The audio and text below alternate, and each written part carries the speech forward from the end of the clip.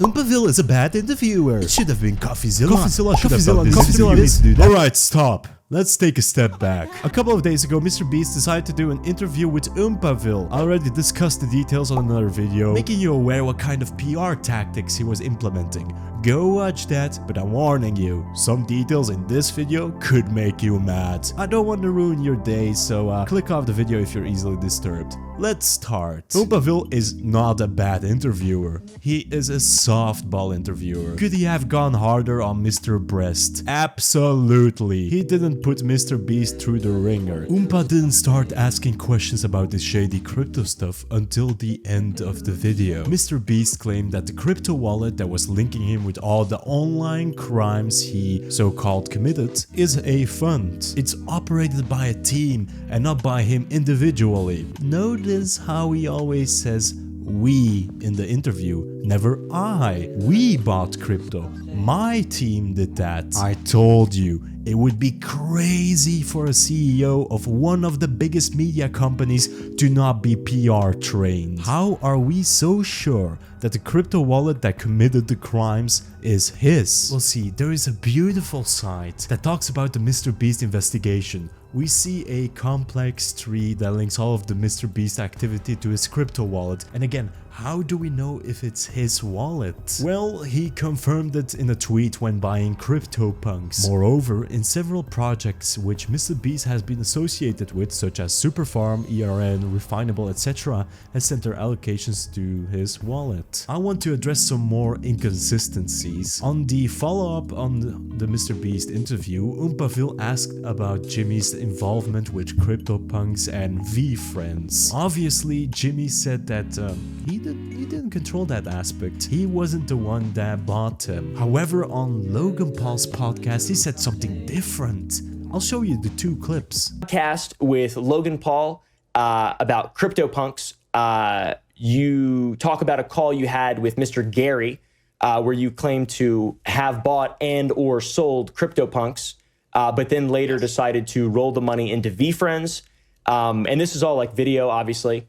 And this trading activity all happened within the Wu-Tang wallet, which we talked about last night. If it was your decision, you know, if semantically, if what you're talking about on the podcast, if it was your decision, your trading decision to buy and sell the punks or VFriends, even though you didn't press the buttons, was it actually your decision? And if it was your decision, and even if you didn't press the button, it still, to me, would mean that you had control of those trading decisions. Yeah, these are good questions. Actually, I'm glad we're doing this follow-up thing so we can also just put all this stuff out there. So, yes, I did say that in the podcast, and I obviously did not press the buttons like I've been saying. I didn't pick what punks to buy or anything. Gary V. You're all going to buy a bunch of crypto punks. I bought a bunch. Wait. Yeah, I bought quite a few. How many? Any zingers? Any like real special ones? I had some that like whatever 20, 30x. What's a? We bought a lot with like the cigarettes because I thought that was an interesting attribute, and those did pretty well. We bought some with the cigarettes. No, I did not have any involvement with it. But when we bought those punk NFTs with the cigarettes that went 30x up in value, we bought it because it had some interesting attributes. Does that sound like a man that wasn't aware about all of this crypto stuff? So what is it, Jimmy? Is it you didn't know what to buy, or I bought 10 punks because it had interesting attributes? Pick your poison. Once you realize how many inconsistencies are in Jimmy's story, it becomes clear that this stuff is way deeper than we expected it to be. We come back to the topic of SuperVerse, a crypto token that made many promises but couldn't deliver on any of them. I'll give you a TLDR. Pre-sale investors bought this coin when it was worth like 2 cents. The coin went 50 times up in value, so to $1 each, and when those investors wanted to cash out, they got an error. It didn't go through. Their token was supposedly not valid. So the early public investors who thought they had a 50x gain were suddenly refunded their investments through legal loopholes. And you want to know who didn't get refunded? The influencers that promoted this scam. aka MrBeast and KSI. All the analysis and evidence is on the website itself, but please consider this. You and I are second-rank citizens when it comes to this crypto world. Even if you are an early investor into a coin that later goes up in value, you still could get rug pulled out of all the potential profits you could have made. Only the makers and influencers can profit, while the rest of us lie here stuck with a worthless coin. Time and time again, they defend themselves saying, "Oh, it's crypto, you know what you were up to, the market is inconsistent, you can't blame me for investing and losing your money." Well, you can. If those inconsistencies in the market are done by you, if you control the keys to all of the sales, then you don't have a free market. You might as well start selling air on the internet. It would have had the same value and control of price as the token itself. The Supercoin tweet, for context, on May 12, 2021, you, MrBeast, tweeted in response to it was an Elio Trades tweet. "There's a gym sitting there on the market at an eye-watering price set to explode during DeFi Summer 2.0. And then you responded by saying super ? With a crazy emoji. So why did you not disclose that you had a vested interest in the coin that you were tweeting about? Super ? Yeah, we'll start there. Well, I replied to a tweet, so I didn't tweet it out, and I think you already know this response is going to be a banger when Jimmy starts yapping about everything except for the thing he has done. Yeah, that's my reaction as well. people, that are just getting second hands of the story think I literally tweeted out, "Go buy super, go buy super."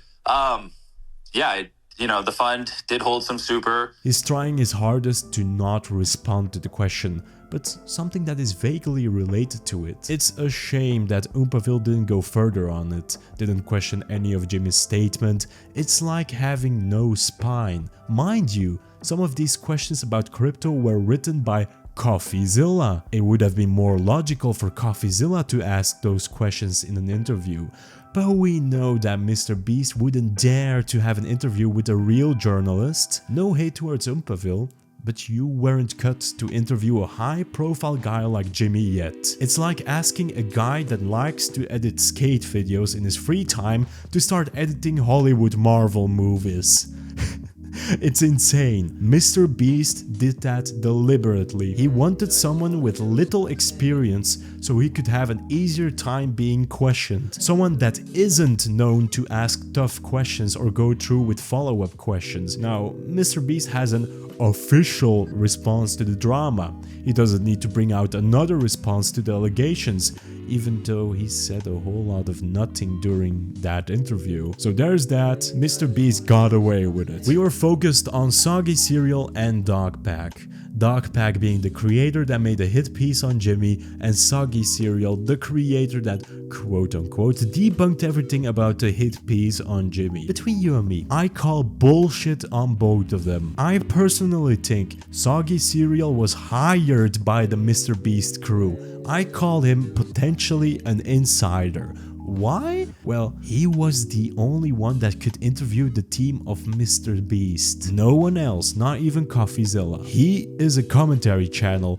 I don't trust any one of them. I've been in this game for over 4 years. I was in chats with all of these people where they were discussing about faking beef, making money unethically. You would be surprised on how much drama is scripted. I can guarantee you that some creators on this platform that are well respected by their audience are being seen as trustworthy while they have a lot of dirt under their name. You have no idea. But here's an example if you don't believe me. A light-hearted faked beef that I debunked on my channel. It's called the Meowba situation. It's an okay video. I talk about the drama and how it was faked. If deceiving can be done in such a small scale, what stops these bigger creators to do it as well? But we're going too deep into this rabbit hole. We've talked enough about all of this. MrBeast is getting away with it. He is lawyered up to the teeth. His only response was on Oompaville's channel, and Oompaville isn't a real journalist.